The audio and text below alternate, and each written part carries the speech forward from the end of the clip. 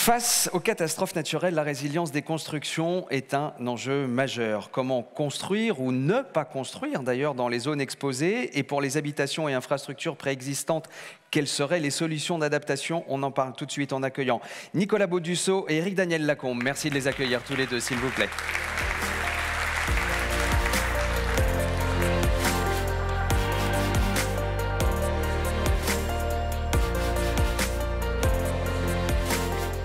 Bonjour à tous les deux et merci d'être avec nous pour cette séquence Comment construire, reconstruire face au CatNat. Nicolas Baudusseau, directeur du département Conseil Prévention et Risques Émergents chez CCR, et à ses côtés, Éric Daniel Lacombe, architecte. Alors, on va commencer par le volet construction dans les zones à risque. Et Nicolas Baudusseau, on se disait quand on a préparé cette séquence, c'est risqué, mais c'est pas impossible. Ah bah oui, c'est pas impossible, et d'ailleurs l'histoire le montre, hein. Il n'y a qu'à regarder la ville de Paris, on a des gares en zone à risque, on a le Louvre en zone à risque, on a beaucoup d'institutions publiques en zone à risque, et pourtant on est en zone à risque. Donc on a construit historiquement, et la plupart des villes françaises ont des cœurs de ville qui sont dans des zones à risque, et ça s'explique par l'histoire, par le fait que la proximité de l'eau pour les zones inondables, c'est une source d'énergie, c'est une voie de transport, les fonds de vallée sont plats, ils ont la bonne idée d'être plats, donc ça permet de faire passer des rails. Et les villes, les entreprises se sont construites autour de ces zones parce qu'il y avait un intérêt socio-économique fort à le faire. Et donc, de fait, oui, on a construit dans les zones à risque et il n'y aurait pas de sens aujourd'hui socio-économique à ce qu'on les quitte massivement. Ça ne veut pas dire qu'il n'y a pas certains endroits où il va falloir qu'on parte, mais il n'y a pas de raison que massivement on quitte ces zones à risque. Et aujourd'hui, 64% de la population est exposée au moins à un aléa de type catastrophe naturelle. Bien sûr, il y a des zones, encore une fois, et je pense qu'Éric va en parler largement, il y a des zones où il vaut mieux se retirer, c'est une certitude, et il ne faut pas construire dans ces zones-là. Néanmoins, la réglementation aussi étant ce qu'elle est, et puis le mouvement étant ce qu'il est, qui est qu'il ne va pas falloir qu'on émiette le territoire et qu'on grignote de l'espace un peu partout, eh bien effectivement, on va renouveler la ville sur elle-même, reconstruire, et construire en zone à risque, ce n'est pas forcément un problème, pour peu qu'on s'adapte. Et s'adapter, ça veut dire qu'il faut aussi connaître quelles sont les zones à risque. Absolument, la première des règles, et en tout cas la première des difficultés qu'on peut avoir, et l'exemple précédent était intéressant aussi, c'est de connaître les zones à risque, c'est de savoir où sont les zones qui sont exposées, très exposées ou peu exposées, d'avoir des cartographies, et là il y a évidemment beaucoup de choses qui sont déjà faites en France, sur le territoire national, il y a des cartographies qui existent, très nombreuses cartographies, il y a une question d'homogénéité, de complétude de ces cartographies. Il y a des annonces fortes dans le PNAC qui sont faites en ce sens. C'est une très bonne chose. Effectivement, on va aller vers une connaissance qui permettra d'avoir une vision beaucoup plus importante, juste et pertinente de l'exposition de nos territoires au risque. Après, la question, c'est de savoir, une fois qu'on a ces cartes, mais qu'est-ce qu'on fait avec? Et on a entendu dans les tables rondes précédentes ce jeu entre l'incitation, la coercition. Donc, c'est vrai que la premier réflexe qui vient, c'est de dire il faut réglementer. Hein. Et ça a été beaucoup dit, la réglementation, là aussi elle existe. Déjà en France, il faut quand même le signaler, partout il y a Alors il y a deux types de réglementation, pour faire simple, et j'espère que la DGPR m'excusera, mais il y a des réglementations locales, au travers des plans de prévention des risques, on est plutôt à l'échelle de la commune ou pluricommunale, et puis il y a des réglementations nationales, comme la loi Elan, qui vous dit comment construire dans les zones à risque. Et puis vous avez des réglementations régionales récentes, comme sur les réglementations de construction paracyclonique aux Antilles. La réglementation, c'est essentiel, c'est un premier socle, c'est une première brique à partir duquel on peut avoir quelque chose qui commence à fonctionner, et c'est absolument essentiel, et Antoine Quentin l'a rappelé tout à l'heure, les PPR notamment ont été très efficients par le passé. Maintenant, la réglementation, elle peut aussi rencontrer certaines limites, et ça, je pense, tout le monde peut le partager, c'est pas un secret. D'abord, quand vous avez une réglementation locale, ça veut dire qu'il faut le faire partout, et c'est compliqué. Il n'y aura pas des PPR partout, c'est pas un secret. Ça n'aurait pas de sens qu'il y ait des PPR partout pour les inondations en particulier. Mais il y a cette difficulté d'avoir une complétude de la manière de construire dans les zones à risque, notamment les zones à risque d'inondation.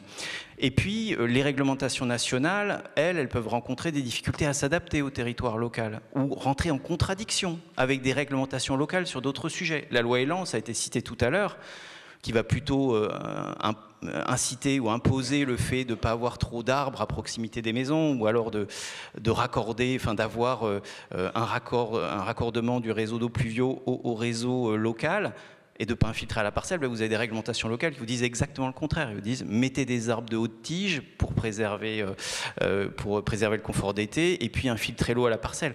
On a des problématiques comme ça de complexité. La réglementation, elle a aussi une difficulté qui est qu'il va falloir qu'elle s'adapte au changement climatique. Et on sait que c'est compliqué de faire une réglementation en zone à risque. C'est très énergivore, c'est très coûteux, et politiquement aussi, hein, c'est très compliqué. Et donc, la faire s'adapter très régulièrement avec le changement climatique, c'est aussi une difficulté.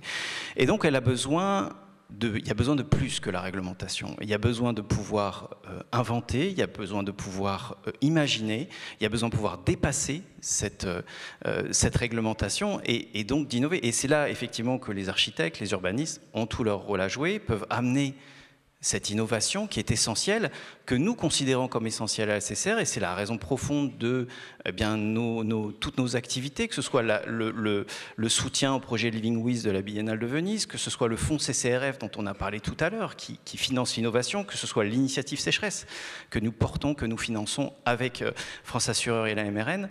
Tout cela est absolument essentiel. L'innovation pour habiter les zones à risque, dans le futur, ça sera essentiel. J'ajoute un dernier point qui est qu'on a quand même un problème avec tout ça, qui est le business model en fait.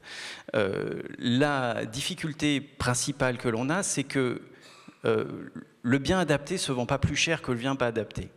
C'est une réalité. Il n'y a pas encore de décrochage de marché de l'immobilier pour des biens qui ne seraient pas adaptés. Parce que, et celui qui finance l'adaptation n'est pas celui qui récupère les bénéfices de l'adaptation.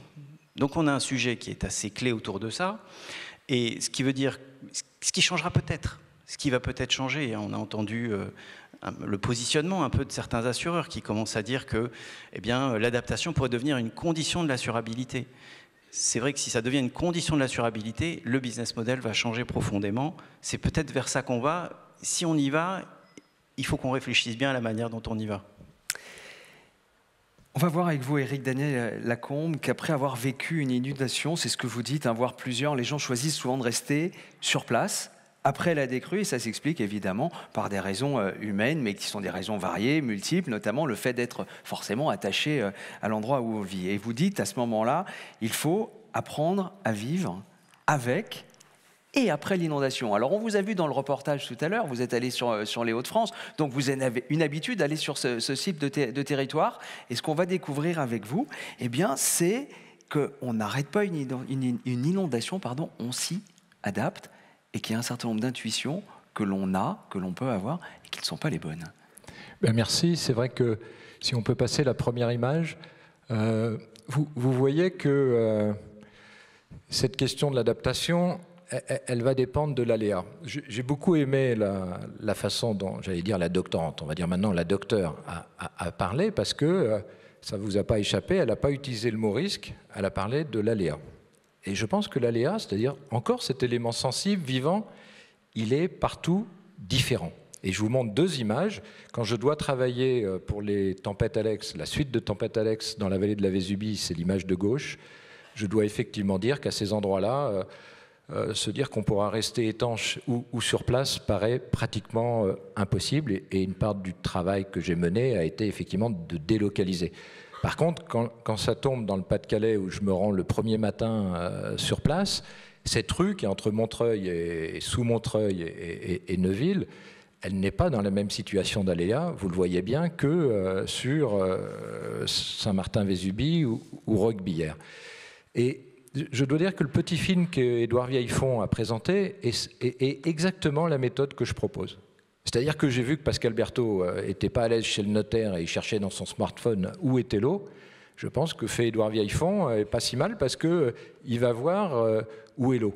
Et je pense que même si Pascal Berthaud a dit qu'il y a 30 ans, on pensait qu'on allait arrêter une inondation, je continue à dire aujourd'hui qu'on continue à penser qu'on va arrêter une inondation.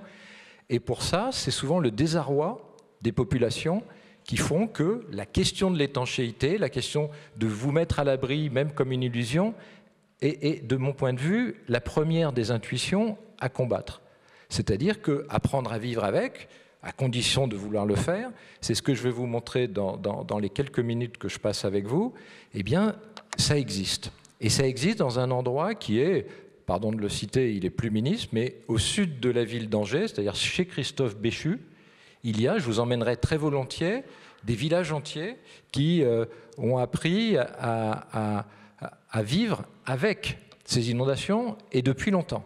Alors, c'est vrai que la question des cartes pour les architectes est fondamentale, mais la question du paysage habité, la question de la connaissance locale est absolument indispensable. C'est-à-dire que tant que vous n'avez pas mis un pied dans l'eau, il n'y a pas une chance que vous ayez appris à nager. Donc ça, c'est un village qui est effectivement au sud d'Angers. Ils font même des blagues, vous voyez, sauf en temps de crue, le village se visite à pied.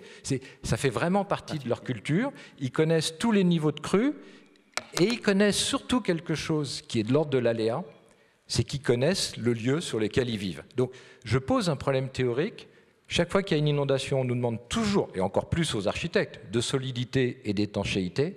Et je pense que la première des choses à faire, c'est d'être perméable à son milieu et perméable à ce qui s'y passe. Parce que même si je connais par cœur plein de cartes PPRI ou que j'y participe, le PPRI ne vous donne jamais la réalité de la façon dont la turbulence va se passer de manière différente devant la maison ou derrière la maison. À Montreuil-sur-Mer, il y a un côté où vous êtes vers l'estuaire, vous êtes à 13 km de la mer et l'eau ne repart pas. Ce n'est pas du tout la même chose que devant quand elle est turbulente sur la route où il y a les voitures. Donc, je ne dis pas à tout le monde de reprendre des cours de SVT et connaître tous les poissons, les oiseaux et les sols, mais je pense qu'être un peu moins étanche aux situations, c'est souvent une bonne façon de s'y intéresser.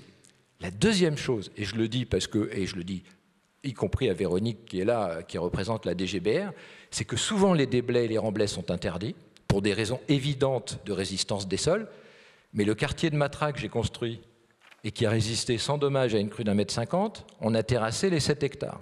Et donc, ce que j'observe à nouveau, c'est des petites pratiques assez sensibles où les gens fabriquent un remblai autour de la maison, autour du jardin, qui donne une journée de plus souvent d'alerte à l'inondation. Si ça monte à 1 mètre, vous êtes encore à l'abri, qui vous permettent d'évacuer les personnes les plus vulnérables et qui changent la situation. On peut dire que même quand les gens savent ça, vous voyez sur l'image de droite, eh bien le barbecue est dans l'eau, le bateau est prêt à partir, mais on est dans des situations où on est réellement, comme l'a montré Pascal Berthaud tout à l'heure, à la hauteur de l'eau. Voilà, et on peut le faire individuellement. Oui. Ce n'est pas forcément la collectivité qui est obligée de remodeler le terrain. Vous pouvez très bien le faire. Vous avez compris que c'était ma stratégie. Je veux dire, c'est l'idée que tout ce qu'on fait tous ensemble aujourd'hui s'adresse à la population, ce qui ne veut pas dire que ce que fait la France, les PPRI, je défends beaucoup tout ce que fait l'État, et y compris au niveau local. J'évite le divorce entre les maires et les DDT, par exemple, mais ça peut aussi se jouer jusqu'à la population. Voilà une route surélevée, elle a comme énorme avantage qu'au moment où elle est inondée, on sait qu'on a dépassé un certain seuil, et cette fois-ci, on ne l'emporte plus. Regardez, sur Valence, le nombre de voitures, on a pratiquement atteint les 300 décès qui sont partis avec des situations absolument invraisemblables. Ça marche dans un sens et ça marche dans l'autre sens. C'est-à-dire qu'on pense toujours à la montée de l'eau et on ne pense jamais assez à la décrue. Le Pas-de-Calais, c'est comme au Bangladesh, c'est l'eau qui ne part pas qui tue, c'est l'eau qui ne part pas qui abîme. Donc trouver des talwegs, trouver des manières de recreuser dans l'autre sens pour que l'eau s'évacue, c'est à nouveau une façon de mettre en place un aléa, c'est-à-dire une dynamique des choses qui nous arrivent. Donc, évidemment, je mets une photo de Montreuil. Si Jean-François Rapin était là, il me tirerait l'oreille. C'est ce qu'ils ont fait quand le désarroi des gens disent « Allez, j'aimerais bien qu'on me mette une petite digue autour de 3 maisons ». Je trouve ça invraisemblable. C'est-à-dire que protéger comme ça une fraction du territoire n'est pas faire comprendre la logique sensible des choses. C'est-à-dire qu'il faut la grande logique du territoire, du paysage. Si l'eau coule du haut vers le bas, il ne faut pas que la digue indique autre chose. Si ça retourne à la mer, vous ne pouvez pas à un moment faire comme ça une petite protection. Donc vous voyez que ce remblai d'une maison n'a rien à voir avec le remblai d'un petit quartier. Petite précision peut-être là-dessus, sur ce que vous évoquez là. On est plutôt sur des crues lentes que sur des crues torrentielles, évidemment, parce que si on est sur des crues torrentielles... C'était ma première image. Hein. On est bien d'accord, on est bien d'accord. Les crues lentes, c'est pour ça qu'on ne perd pas espoir. Après, vous avez les rapides. Quand je suis à Mandelieu, ce sont des rapides. Et puis le torrentiel, c'est quand le rocher est plus gros que la maison et vous emporte tout. Allez, une autre mauvaise intuition. Une tout à fait étonnante. Je passe ma vie sur les chantiers. C'est normal, je suis architecte. Je ne vois que des matériaux qui sont étanches. Même sur l'utilisation des matériaux, on continue à penser qu'ils vont nous sauver à nouveau de cette mise à l'abri. Dans ce territoire-là, ils n'ont que des matériaux comme la chaux, ils ont des dalles qui respirent, l'eau rentre par la dalle elle-même du bâtiment, et donc si elle est rentrée, c'est qu'elle peut ressortir. Mais si elle rentre et qu'elle ne peut pas ressortir, là vous êtes très embêté. Donc je pense qu'on pourrait faire des laboratoires d'expérience avec la question des matériaux. Avec la question des matériaux, on voit que la maison de Montreuil, où Édouard Vieillefond nous a emmenés, 1 an et demi après, elle n'est toujours pas sèche. Et je vous montre ça avec une photo sous le soleil. C'est-à-dire qu'elle n'est toujours pas habitable. Et ça, c'est vraiment compliqué. Vous voyez même, elle est tellement en mauvais état qu'il y a des barrières pour la protéger. Encore des choses sur les systèmes de chauffage. Évidemment, je ne suis pas complètement idiot et je sais qu'il faut faire des non-gaspillages de thermie, qu'il faut isoler les bâtiments. Mais l'idée de chauffer fait l'inverse. Chauffer, ça repousse pas l'humidité dans le bon sens, ça la repousse dans le mur. Donc il faut plutôt ventiler les maisons par comme on dit aux États-Unis, des basements. Au Canada, ils n'ont que des maisons comme ça, ou des systèmes de caves, parce que si vous ne ventilez pas, eh bien vous ne vous sortez pas. Et de la même manière, tout ce travail sur la protection individuelle, et ça c'est une slide vraiment sur les assureurs, tous les gens qu'on a vus sur place sont dans une protection individuelle, n'engagent jamais la solidarité collective. Alors vous m'avez dit, Stéphane, que vous ne croyez pas à mes dernières slides, mais je vais... du coup, vous les avez coupées. Non, mais si, elle est derrière. Elle est chez moi. Voilà, je précise juste de temps en temps, on perd un petit peu l'image de retour. Du coup, vous voyez bien que ce travail collectif qui fait que la vraie question de l'inondation pendant 3 semaines, c'est qu'il faut continuer à aller chez le médecin, il faut continuer à aller à l'école, il faut continuer à aller au boulot, il faut faire ses courses.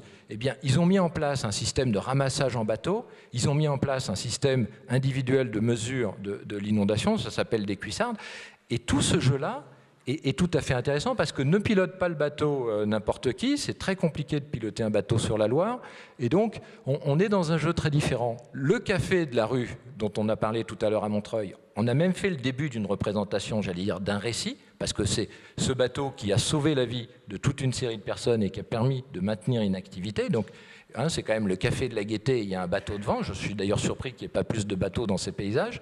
Et donc, la dernière chose, c'est la question du grand paysage et de la vie esthétique par rapport à la nature. Là aussi, vous n'allez pas me croire, mais c'est-à-dire que les gens s'entraînent à la fois pendant l'inondation, vous voyez, c'est-à-dire que chaque fois qu'il y a une inondation, il y a un regroupement de solidarité collectif. Il y a même des fêtes qui sont organisées, il y a même des appréciations esthétiques, ils ne se prennent pas pour Turner, mais on peut dire qu'il y a comme ça des jeux tout à fait intéressants. La solidarité, ce n'est pas ce qu'on croit. À Valence, par exemple, elle a été très forte pendant le ramassage de la boue. Si vous y retournez maintenant, si on y va, elle n'existe plus. Donc la vraie question, c'est que ces choses sur la solidarité doivent se fabriquer à tout moment. Vous avez vu le patron de la Grenouillère, qui est quand même un restaurant extraordinaire à Montreuil. Il en a fait et un jeu d'appréciation esthétique pour ses clients, et un jeu de canalisation pour faire des réductions d'eau, et un jeu de transfert d'eau pour le faire repartir à la mer. Mais en même temps, quand on l'écoute, on était super embêtés parce qu'il a une digue que lui aussi réclame un peu plus haute tout autour, et quand vous lui demandez par où est arrivée l'eau, elle est arrivée au milieu du restaurant par les réseaux. Donc moi je veux bien qu'il fasse une digue tout autour, mais si l'eau elle est au milieu par les réseaux, elle va avoir du mal à repartir. Quand après il vous explique que sa cave à vin vaut 5 millions, on se dit que, et on l'a goûté d'ailleurs, on se dit que il n'a pas pris le bon chemin. Mais vous avez compris ce que j'essayais de vous dire à tous. Et c'est vous qui me posez la dernière question, c'est ça, Stéphane? Ça, la dernière mauvaise intuition, elle est de se dire que finalement, allez, ça n'arrive qu'une fois. Et ça n'arrive qu'une fois. Et là où les assureurs, sur le terrain, je ne dis pas Édouard que je connais bien mieux maintenant, mais ne m'aident pas, c'est qu'ils sont persuadés que la reconstruction à l'identique va être le chemin, et la reconstruction, je me fais déjà disputer là, dans l'année, va être le chemin. À Montreuil, je vous emmène, on a des gens qui ont déjà tout réparé, et je ne le dis pas fort, et qui en ont profité pour faire une chambre en plus au rez-de-chaussée. Et je ne le dis pas fort. Mais si vous voulez, moi je ne travaille pas pour un résultat pour la fin de l'année, je travaille vraiment pour un résultat pour la fin du siècle. Donc, si on n'arrive pas à engager avec vous, c'est pour ça que je suis là, une vraie temporalité d'investissement et l'idée que ça serait mieux de changer que de ne pas changer, c'est ça l'idée que je défends, parce que personne n'a envie de changer, c'est pour ça que l'étanchéité a autant de succès, je pense qu'on gagnerait. C'est pour ça que je passe par la solidarité collective, l'esthétique. Qu'est-ce qu'on a à gagner à changer nos habitudes de vie, et non pas de manière coercitive, mais de manière où les modèles qu'on peut proposer seraient vraiment plus intéressants, et il y a des gens qui commencent à le faire. Voilà des maisons qui ont effectivement transvasé le centre de gravité de la maison, avec énormément d'escaliers extérieurs. Je trouve que l'observation des escaliers extérieurs est géniale, parce que si vous avez votre bâtard d'eau et que vous avez la maison dehors, vous m'expliquez comment vous allez ouvrir la porte. Alors que si vous devez aller chez le médecin, alors que si vous avez un escalier extérieur, quel que soit le niveau de l'eau et qu'il y a un bateau en bas de l'escalier, vous pouvez rejoindre l'endroit qui vous intéresse pour sauver votre vie. Donc, un escalier extérieur, je sais ce que ça coûte. Vous voyez, c'est mon métier.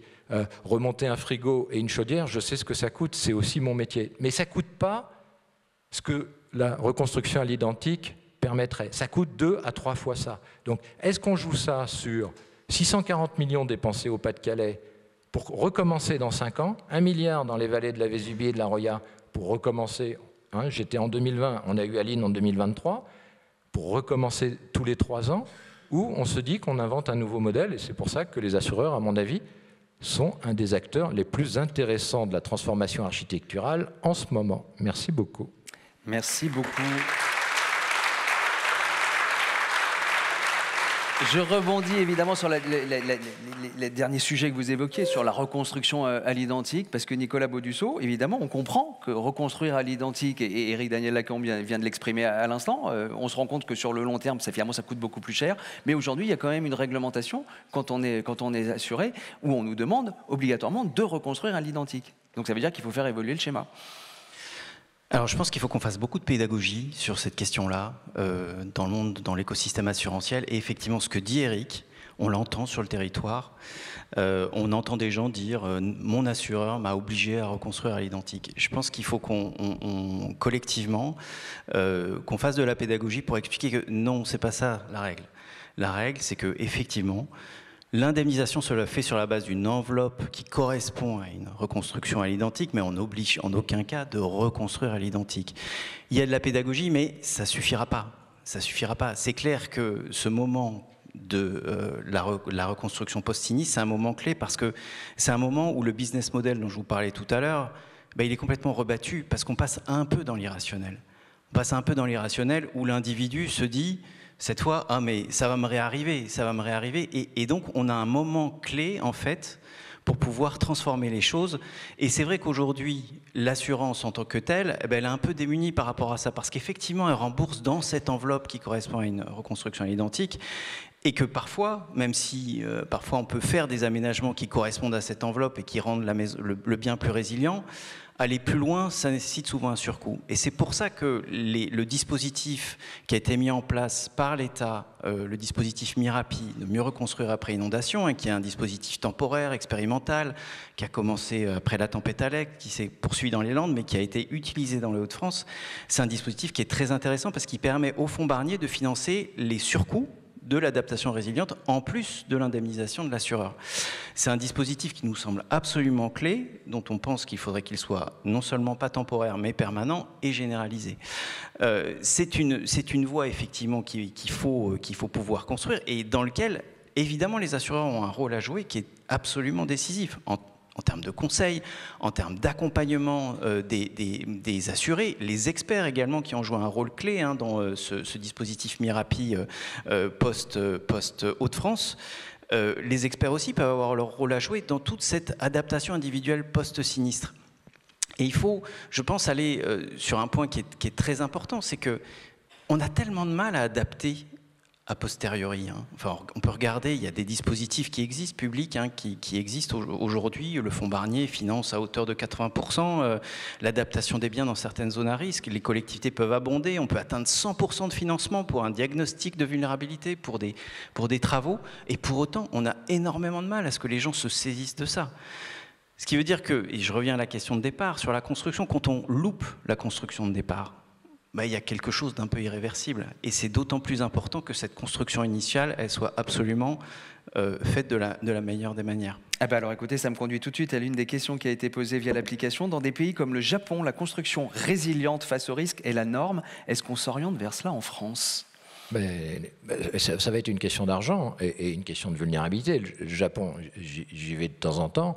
Pour l'instant, les 400 mètres de digue, les 400 km de digue qu'ils font sur la côte Est, si vous trouvez ça bien, je vous le laisse. Mais les systèmes antisismiques, y compris avec le pendulaire qui coûte 2 fois le prix de la maison, on n'aurait pas pu se le payer avant les tremblements de terre du Maroc. Donc la question que vous posez, c'est que la technique, à un moment, on ne pourra pas faire toute seule. On revient de Venise dans le partenariat entre le pavillon français et la CCR, où on s'est fait quand même expliquer qu'on a investi un projet quand on a voulu protéger la vulnérabilité de la ville moyenâgeuse, avec son point bas qui est Saint-Marc, avec un barrage qui s'appelle Mosée, qui coûte quand même 7 milliards. 7 milliards. Et quand on y va là, on se rend compte qu'au nom du barrage, ils sont en train d'aggraver une vulnérabilité du système vivant de la lagune, donc de ses mangroves et de son système quand même, qui nous sauvera la vie. Je veux dire, ça s'appelle ça les poissons, les oiseaux, c'est pour ça que je vous montre des cartes. Et qu'en fait, le point peut-être le plus fragile du dispositif en vulnérabilité, c'est le port.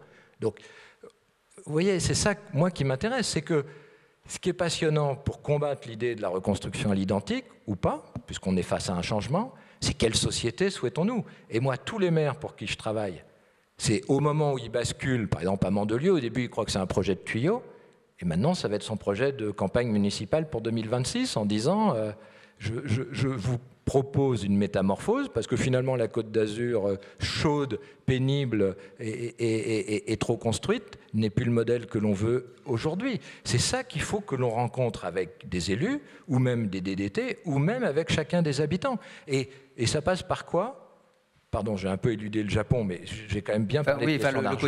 Le côté norme, en fait. Oui, enfin, je veux dire, quand j'étais sur les plateaux, qu'on me disait, mais pourquoi sur les maisons en terre du Maroc, elles n'ont pas les fondations? Vous leur expliquez que c'est quand même, on ne va pas d'abord soulever le village pour mettre la fondation en dessous, et qu'en plus, on n'a pas l'argent. Mais c'est exactement la même chose si vous m'interrogez sur pourquoi les gens de la Nouvelle-Orléans sont morts, alors qu'ils étaient d'ailleurs derrière une digue, et c'est la digue qui les a tués à son renversement, comme à la Faute-sur-Mer. Donc, cette question du changement de modèle, si vous avez un modèle moins bien, les gens ne le feront pas. Si vous avez un modèle plus collectif, dans lequel le bien commun, le bien public est plus intéressant, vous le ferez. À Trèbes, on n'arrivait pas à enlever un lac parce que les pêcheurs ne voulaient pas, parce qu'ils avaient pris l'habitude de pêcher comme ça. Bon, on a inventé 4 nouvelles formes de pêche et on enlève le lac. Donc, ce n'est pas perdant-perdant, c'est comment on dépense l'argent et comment on change notre vie. C'est pour ça que je dis un résultat à la fin du siècle et pas à la fin de l'année. J'ai encore 2 questions. La première, je pense que vous pouvez répondre par oui ou par non. Éric Adèle-Lacombe. Les architectes sont-ils formés et sensibilisés au sujet des aléas et des mesures prévention, protection? Des actions de sensibilisation devraient-elles être menées dans les écoles? Je suis professeur d'architecture à l'école de Paris-la-Villette. Non, c'est très compliqué parce que la maïeutique dont je parle n'est pas enseignée. C'est-à-dire, vous arrivez avec un préfet qui vous dit, bon ben voilà, au nom de la prudence, on va faire moins de choses, et ben évidemment, le maire est en colère. Et il vous dit, Éric, à Saint-Martin, j'ai perdu 161 maisons, si tu ne me les retrouves pas, tu peux toujours rentrer à Paris. Donc, cette question de la maïeutique, on ne sait pas l'enseigner. Moi, c'est pour ça que je viens chercher des acteurs comme vous, ici, c'est que vous avez un rôle pédagogique qui fait que si à un moment vous dites, vous, ce qui est important, eh ben, la génération d'architectes sera au rendez-vous. Mais apprendre la contradiction dans une école d'architecture, quand on pense encore que tout va se solutionner par la technique, est très compliqué. Dernière question, y a-t-il des cas où il vaut mieux détruire et reconstruire ailleurs? Évidemment, le Fonds Barnier est absolument génial pour ça. Enfin, je vous le redis, 161 maisons à Saint-Martin, c'est pas 161 maisons d'un coup. Le maire Yvan Mottet, dans la soirée, il en perd 90, je dis 90, et après, vous avez les maisons qui sont sur des talus grands comme ça, et là, on va voir les gens pendant un an. Enfin, Xavier Pelletier a fait un boulot formidable pour dire, écoutez, vous êtes en danger, il faut partir. Mais les gens disent, mais regardez, c'est bizarre que vous me demandiez de partir, parce que j'ai même échappé à la tempête Alex. Donc, oui, il y a des moments, il faut aller plus loin sur le recul de l'urbanisation. Enfin, les Watringues dans le Pas-de-Calais, ça redeviendra un jour des marais. Enfin, Pascal Berthaud l'a dit tout à l'heure pour le littoral. Il faut qu'on soit très, très simple. C'est-à-dire qu'il y a des trucs où on ne pourra plus construire, il faudra démolir. Et il y a des endroits, c'est ça que j'ai montré à l'instant, jusqu'à 2 mètres d'eau à peu près, on pourra, en crue lente, évidemment qu'on peut rester. Voilà, il faut des messages très, très clairs. Merci beaucoup, les messages étaient très clairs. Merci Nicolas Baudusseau, merci à Éric Daniel-Lacombe d'avoir été avec nous aujourd'hui.